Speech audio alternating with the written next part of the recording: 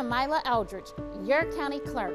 I am excited to welcome you to poll worker training this year. This year we are introducing Indy Votes. This exciting initiative will increase voter turnout for Marion County. To accomplish this, we are making voting in 2019 faster, easier, and more convenient than ever before. Starting this year, Marion County voters will be able to vote at any vote center on Election Day. To make this possible, the paper poll book will be replaced with the electronic poll pad. The poll pad will allow our poll workers to access every registered voter within the county quickly and easily. The new voting equipment will make your job easier. It will also help a voter to get through the line a lot faster. And most importantly, it gives a voter the freedom to vote anywhere within Marion County. While the new technology is great, we will need you, our dedicated election workers, to make it successful. You are the face of Indy Votes. Thank you for attending this training session, and thank you for helping us improve how Indy votes.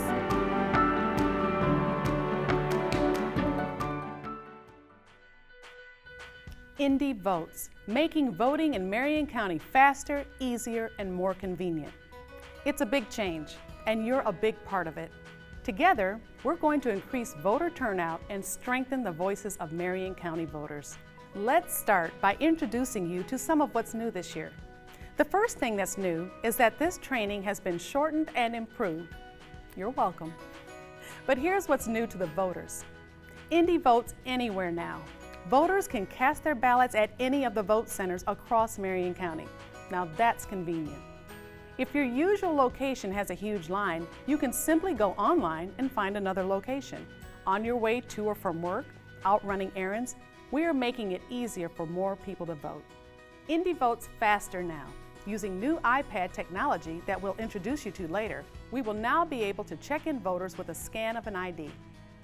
The poll pad quickly finds the voter and identifies the correct precinct. Just like that, they have the appropriate ballot and they're ready to vote. Not every voter will be able to scan to check in, but the majority who can will save themselves and us a lot of time. And Indy Votes easier now. All Marion County voters will now be completing their ballots on the express vote machines. These easy touchscreen voting machines were previously only used for voters with disabilities, but now everyone will be using them, with your help of course. And don't forget to show the voter how they can make the text larger and easier to read. It's a good question. With the implementation of a new system, it was necessary to change the names of the positions in the vote center. There are only two titles now. First, there is the Vote Center Inspector, and there is only one of these assigned to each vote center.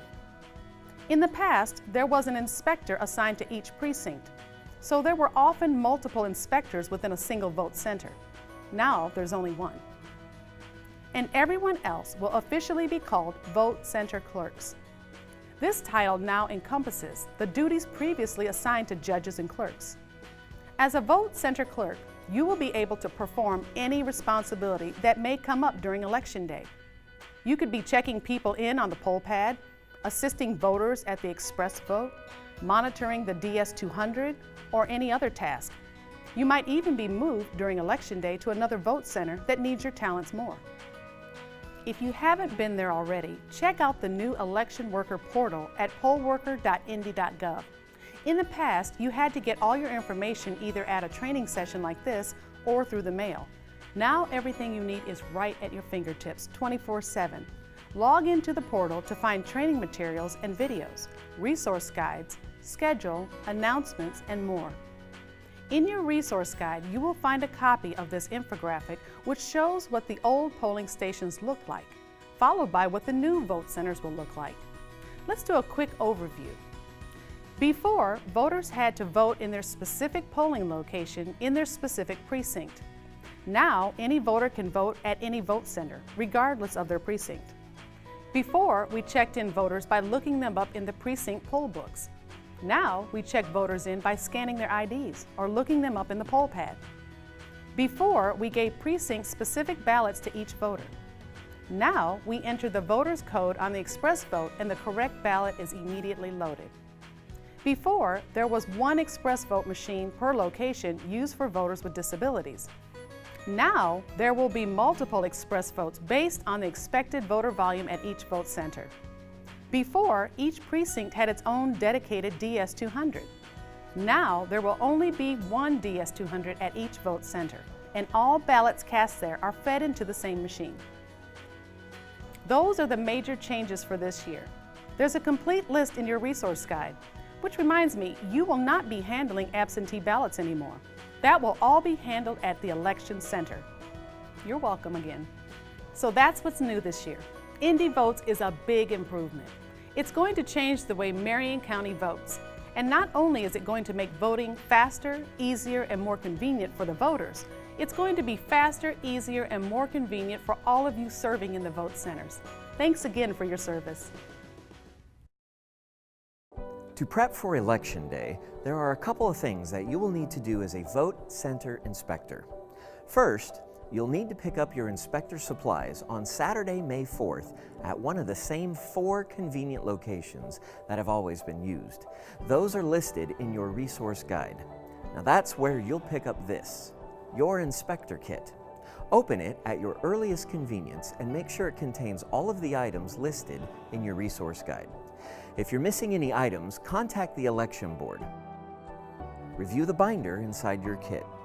It contains the keys to your polling equipment, credentials for your poll team, the Secretary of State's handbook, and other forms and resource materials.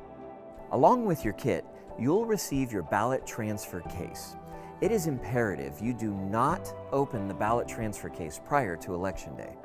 Your inspector kit also contains contact information for your vote center team and your vote center location. The day before the election, you have some calls to make. First, contact each member of your poll team, and if your polling place allows, schedule a time for them to meet you later that night to set up. Call your polling location to confirm the building will be unlocked both that evening for setup and the next day at 5 when you and your team will arrive. Now let's look at what will be going on the day before the election.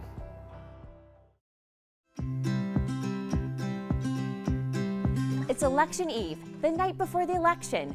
Your vote center team will want to do as much preparation as possible to reduce the work you have to do on election morning. 5 a.m. comes pretty early. First, arrange the voting equipment and furniture in your vote center. Also, make a note of how the room was arranged when you got there so you can be sure to leave it the same way you found it. You'll want a layout that provides a logical and smooth flow of voter traffic like this example. The goal is to create a clear and open design from the check-in at the poll pad, to the voting on the express vote, to submitting their vote in the DS200. More instructions and a copy of this example can be found in your resource guide. Most importantly, to ensure we provide complete accessibility to voters with disabilities, you will need to establish your voter accessibility station with the adjustable height table. You should also get your express vote machines set up the night before. Start by unsealing the black padded bag and placing the seal into the zipper pack. Remove the machine and place it face down on the table. Insert the power cord into the machine. The flat side of the power cord sleeve should be facing the top of the machine. Pull the kickstand out all the way and plug the power cord into an outlet. Do this for all your express vote machines, including the one at your accessibility station. Finally, hang the posters and Voters' Bill of Rights provided in your inspector kit in the appropriate locations at your site. That's it for Election Eve. Remind your vote center team to be there the next morning at 5 a.m. sharp. Make sure you have made arrangements for food and drink. And go home and get a good night's sleep. You'll need it.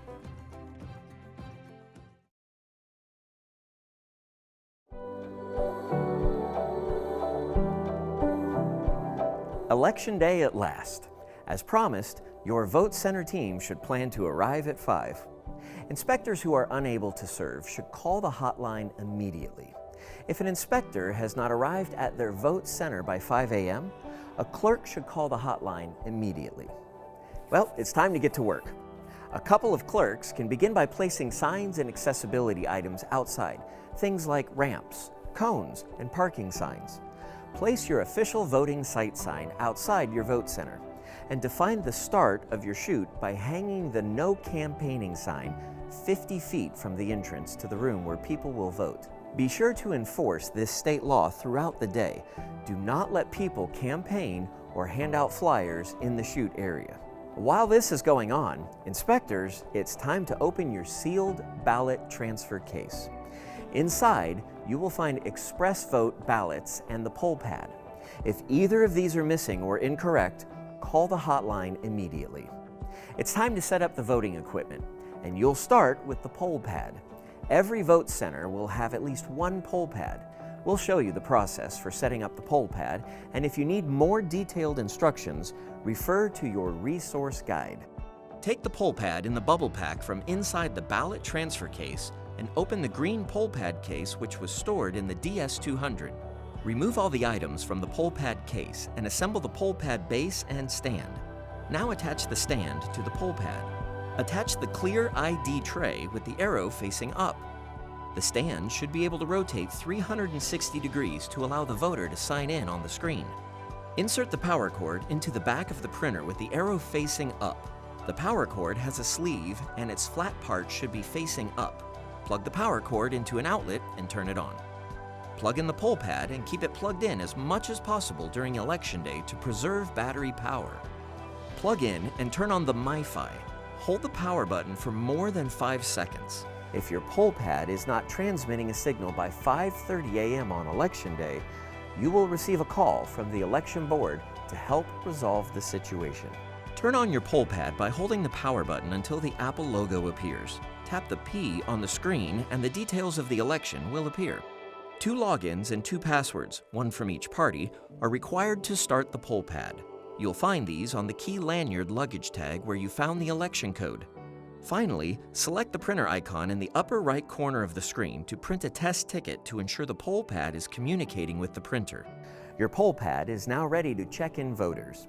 If you have any questions or difficulties setting up or starting your iPad, refer to your resource guide first, and if that doesn't solve your problem, call the hotline at 327-2000.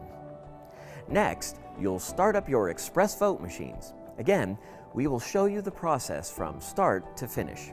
If you need more detailed instructions, they have been provided in your resource guide. Your express vote machine should be set up and plugged in from the night before. If they are not, you can find instructions in Video Module 3 or in your resource guide.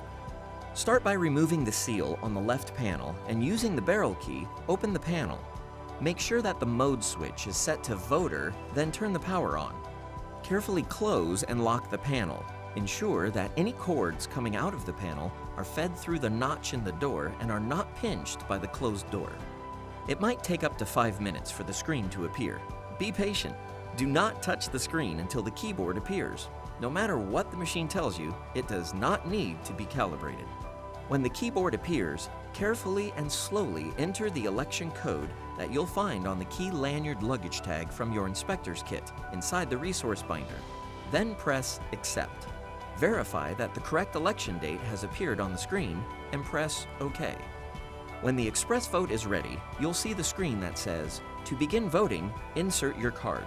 Remember, do not open either the right side panel or the front panel with the images on it. That's it. Your express vote machines are ready for voting. If you have any questions or difficulties, refer to your resource guide first, and if that doesn't solve your problem, call the hotline at 317-327-2000. Each vote center will have one and only one DS200 machine to officially record all the votes cast on Election Day. Start by making sure the DS200 is in place and lock the 2 front wheels. Use the flat silver key to check that both front bins are empty. Remove any items that might have been stored there. Using the same key, open the back panel and plug the power cord in. Leave the back panel open for ventilation. To turn on your DS200, remove the plastic seal and place it in the zipper pack. Open the latches and use the barrel key to unlock and raise the screen. The DS200 will automatically power up, but be patient, it may take up to 2 minutes. Once the screen has loaded, enter the election code found on the key lanyard luggage tag. press Accept. The DS200 will automatically run a configuration report, which you can keep in your binder or store with your zero tape. Verify that the election date on the screen is correct. Press the green Open Polls button. The DS200 will automatically begin to generate a zero tape. The zero tape gets signed at the bottom by all poll workers present during printing. The zero tape then gets sealed into the zero tape envelope that goes inside the red bag.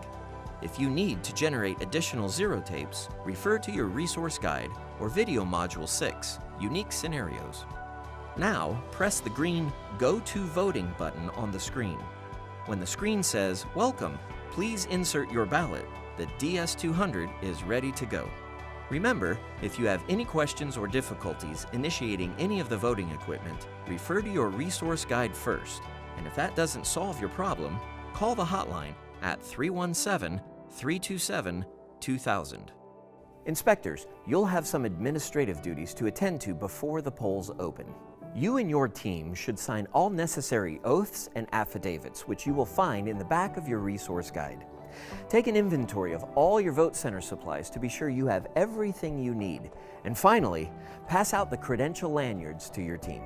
Speaking of your team, each vote center will be staffed with one inspector and as many clerks as are needed to handle the expected voter traffic at your vote center. For specific duties of inspectors and clerks, refer to your resource guide. And finally, you'll need to keep track of all visitors to your vote center. The only people allowed inside the vote center are voters and people with the proper credentials. Watchers, appointed by the parties, can observe and ask for a public vote count, but must not observe any password entry or interfere with voters. Media watchers must have special credentials issued by either the election board or the Secretary of State and will have received specific instructions about what they can record and photograph. Outside the vote center, which also means outside the 50-foot shoot area, people are permitted to distribute campaign materials and conduct exit polling. Voters are allowed to bring campaign materials into the vote center to assist them in voting. Don't forget to remove any campaign materials left by voters from your voting room throughout the day. And as always, if you have an emergency of any kind, call 911 immediately. That's everything you need to know to get your vote center up and going on Election Day. Next comes the most important part of all, serving the voters. The #1 priority of Indy Votes is making sure the Marion County voters have a great experience voting. This means you're there to help in any way possible with a smile on your face. It's all about the voters, and Indy Votes means we are all voting faster, easier, and anywhere in Marion County. Serving the voters. This is what Indy Votes is all about. Giving Marion County voters a faster, easier, and more convenient way to make their voices heard. And each of you is the face of Indy Votes. It starts when you welcome the voter. Greet every voter with a smile and check them in on the poll pad. Whether you scan their driver's license, search for them on the poll pad, or accommodate them some other way, your service shows them that their vote matters. There are a few things to look for when checking ID. You'll need to check the photo, expiration date, and voter name. Indiana state and federal IDs are acceptable, but not from other states. Refer to your resource guide for specific information. Voters who are unable to produce a valid photo ID are permitted to vote provisionally. Provisional ballot envelopes and instructions are available in the provisional ballot envelope in the inspector's kit. When checking in voters with the poll pad, there are 2 ways you can do this. We'll show you both ways in this video. For more detailed, step-by-step instructions, refer to your resource guide. The first and fastest way to check a voter in is by scanning their Indiana state ID. After tapping Scan Barcode on the poll pad, you'll place the ID in the tray so the barcode can be scanned. Ask the voter to verify their registration address is correct. If it is, have the voter press Address Unchanged. You will then verify all the information on the Verify Voter Information screen is correct. If it is, press Accept. For a primary election only, have the voter select a party ballot or nonpartisan ballot, if applicable, then press Accept. Instruct the voter to sign on the line provided with either the stylus or their finger, then press Done Signing. Once all the information is confirmed to be correct and the voter's signature is also confirmed, you'll press Submit and return the voter's ID. Now, 2 poll workers must initial the back of a blank express vote ballot card. Give the initialed ballot, poll pad ticket, and voter's ID to the voter to take to the express vote, where another poll worker will assist with activating their ballot. If a voter's information is incorrect, call the election board hotline to determine whether the voter qualifies to complete a VRG 412 and vote normally. If not, the voter will need to be processed as a provisional voter. The other way to check a voter in, using the poll pad, is by manually searching for them. After entering at least the first 3 letters of the voter's first and last names, press Search, and the poll pad will display a list of all names matching that criteria. Select the correct name from the list, and continue to check in the voter using the normal procedure. If the voter's name is not found or their information is incorrect, call the election board hotline to determine the next step. If a voter requests assistance voting, you'll have to complete a Pre-3 Affidavit of Voter Assistance, which you will find in the back of your resource guide. A voter may only have assistance if they have a disability, are unable to read or write English, and request the assistance before they reach the express vote machine. Once the voter has been checked in, they take their printed poll pad ticket, blank ballot, and proceed to the express vote machine to make their selections. Remember, the express vote doesn't tabulate votes. It just creates the ballot, which is then tabulated by the DS200. A vote center worker must activate the express vote machine before it can be used. First, the voter or a poll worker inserts the ballot into the express vote with the notch in the top right corner. Next, using the information from the voter's printed poll pad ticket, the clerk will enter the correct 4-digit precinct selection. This machine is not like a smartphone. You and the voters have to press deliberately when making selections. Then select the voter's precinct split if applicable, the voter's party choice for this primary, and if the voter requires a ballot for a 17-year-old. After verifying the proper precinct selection was chosen, press Activate. After the poll worker has made these selections and pressed Activate, the voter can then privately mark their ballot. The poll worker will keep the printed poll pad ticket, mark it with a marker, and place it in the poll pad ticket envelope. In your reference guide, you'll find a list of express vote quick tips that will come in handy when assisting voters. It lists common issues that voters have when using the express vote machine, and tips on helping them with issues like navigating with the Next button, recognizing review screens, printing their ballot, voting straight party, and more. You definitely want to familiarize yourself with the list. A big benefit to all voters is the ability to adjust the contrast and text size on the express vote. This will be helpful to point out, especially to voters who have voted on paper ballots their entire lives. Voters with disabilities may vote at the express vote set up on the adjustable height table. In addition to display adjustments, the express vote offers voters with disabilities multiple options, including compatibility with sip and puff devices and audio ballots for voters with visual disabilities. To provide an audio ballot, you will simply plug in the headphones and, if requested, hand the Braille keypad to the voter. For more information on functions and features of the express vote, refer to your resource guide.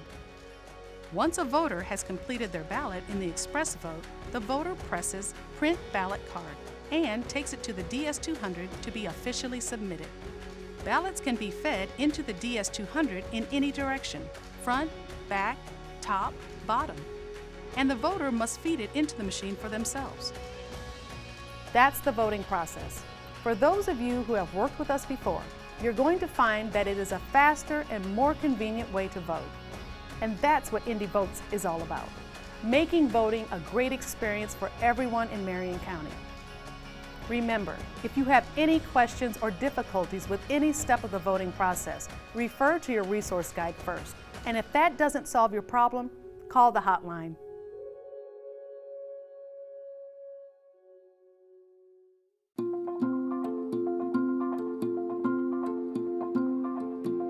Okay, let's face it, as much as we would like Election Day to come off without a hitch, there are always going to be some unique situations. Let's take a look at some of these. Most of the issues you will have will be with checking in voters. The new poll pad technology will help with many of these issues, but some can't be avoided. No record found. If the poll pad does not find a voter record, you will need to do an advanced search from the voter lookup screen. Search by date of birth, address, and other information. If your advanced search still produces no results, you will need to call the election board hotline to determine how to proceed. Absentee ballot issued. If the poll pad finds a voter to whom an absentee ballot was sent, it will need to be noted on the screen next to the voter's record. Select the voter's record, then follow the prompts for this voter.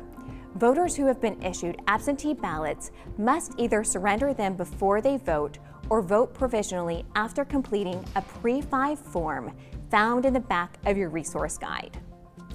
Absentee ballot received. If the poll pad finds a voter who has already completed and submitted an absentee ballot, the prompt will instruct you how to process the voter. The only way this voter can vote is through a provisional ballot. Provisional ballots are cast as a last resort by voters without ID who can't be located in the voter registration system, who have changed names or addresses, and a few other scenarios. Your resource guide contains complete instructions on how to determine if a voter is eligible to cast a provisional ballot and the procedure to take. For any voter you think might be a provisional voter, call the hotline to determine if that voter is eligible to vote normally or provisionally. No poll worker should ever turn a voter away. If it is determined that a voter must cast a provisional vote, you don't check them in through the poll pad. You use one of these provisional ballot envelopes. The voter must complete most of the envelope, as well as a poll worker who must fill out some information as well. The voter then completes their ballot on the express vote. When the ballot is complete, the clerk applies a provisional sticker to the back of the ballot and seals the ballot inside the provisional envelope. Provisional ballots are not fed through the DS200. They are stored in the red bag and returned to the election board in the ballot transfer case at the end of the day. After completing their provisional ballot, give the voter a copy of the Pro 9 instructions, which informs them of their rights and the steps they will need to take for their provisional ballot to be counted. Take your time. Provisional ballot paperwork must be completed precisely. You'll find a detailed step-by-step process for this in your resource guide.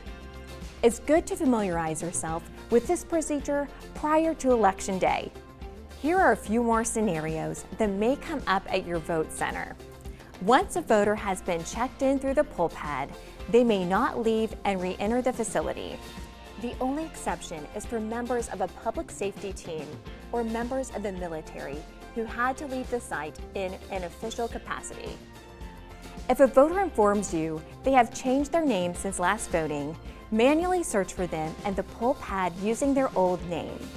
If you find them under their old name, help them complete a VRG 412 form, and then check them in under their old name and allow them to vote as usual. If a voter informs you they have changed their address since last voting, they still may be able to vote using their old precinct. For any voter who has changed addresses, contact the election board hotline to determine how to proceed. Sometimes voters change their minds. If you have a voter who changes their mind after completing a ballot on the express vote, you will mark their ballot spoiled. Tear through the barcode portion of the ballot and place it in the spoiled ballot's envelope. You may then initial a new blank ballot for the voter. If you cannot get the DS200 working, or if it goes down during the day for some reason, do not let that stop voting. First, call the hotline for help. Next, open the upper bin of your DS200 and fold the flap down, and instruct voters to place their completed ballots into the slot. These ballots will need to be fed into the DS200 later in the day. A zero report can only be printed at the very beginning of the day prior to any ballots being fed into the DS200. If a properly authorized watcher requests an extra zero tape first thing in the morning, go to the DS200 menu, select Report Options, and run zero tapes. Remember, if you have any questions or difficulties with any step of the voting process, refer to your resource guide first. And if that doesn't solve your problem, call the hotline at 327-2000. And most importantly, do everything in your power to make voting as easy and fast as possible for the voter. That's what Indy Votes is here for.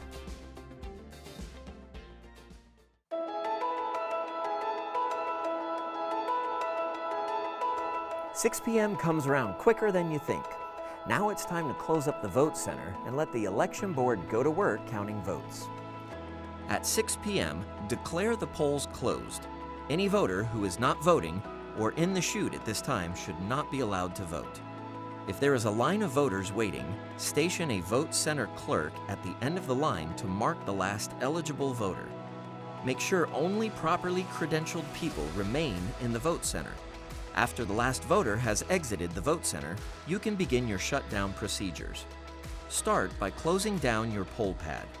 After you process your last voter, find the check-in count at the top of the screen and enter that number on the ballot accounting certificate sheet, which can be found in the back of your resource guide.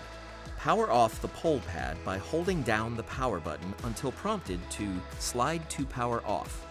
Slide the bar to the right, and the poll pad screen will turn black. Place the poll pad and MiFi in the bubble pack and then into the red bag. The poll pad itself is the only piece of equipment that gets returned on election night. Return the stand, printer, and supplies to the poll pad case and place the poll pad case back into the DS200 storage area. Don't forget, the poll pad printer also has a sleeve to pull back to remove it from the machine. To shut down the express vote machines, open the left panel using the black barrel key and remove the media and store it in the bubble pack. Hold the switch off for about 5 seconds. Close and lock the panel. Unplug the machine and lay it on its face. Push the kickstand down and slide the sleeve back on the power cord to remove it.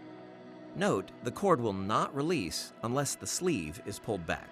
Refer to your resource guide for instructions on breaking down the express vote machines and storing them in a secure place.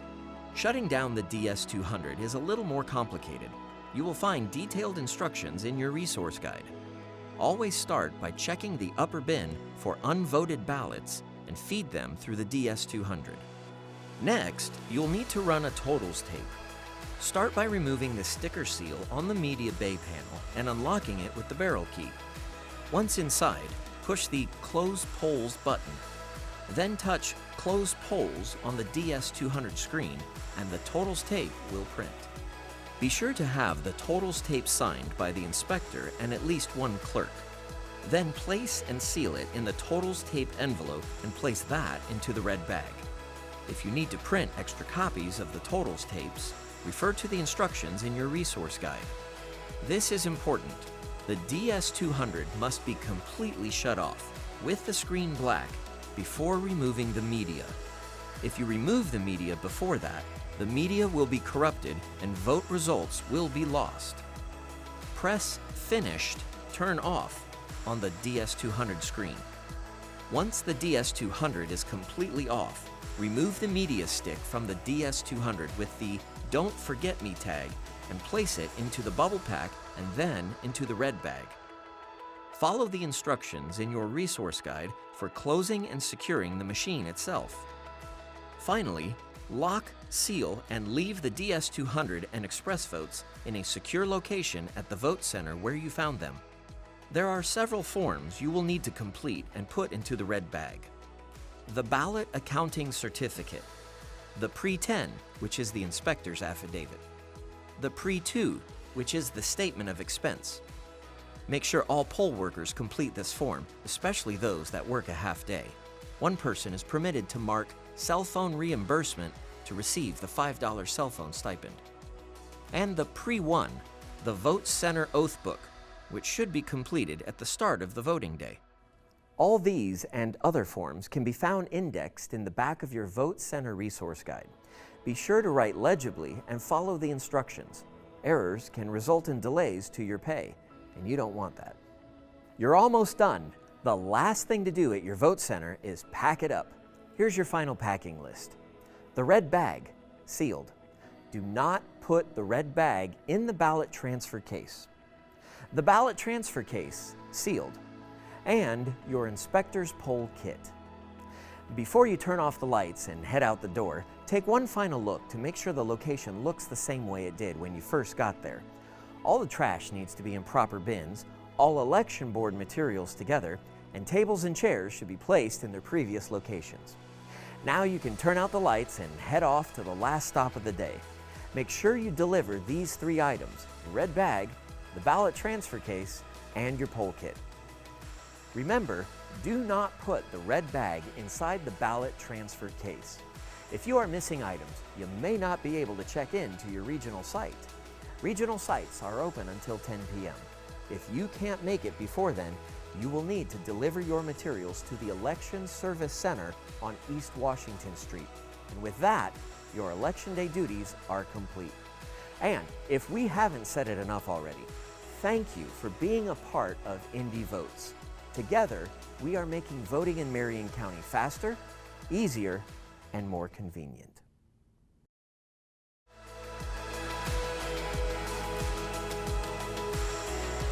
That concludes your Indy Votes training. Hopefully, you're as excited as we are about all the changes designed to make voting in Marion County faster, easier, and more convenient. It's a big change, and we appreciate you being a part of it. Thank you for attending this training and for serving the voters of Marion County. On behalf of the Marion County Election Board and the voters of Marion County, thank you.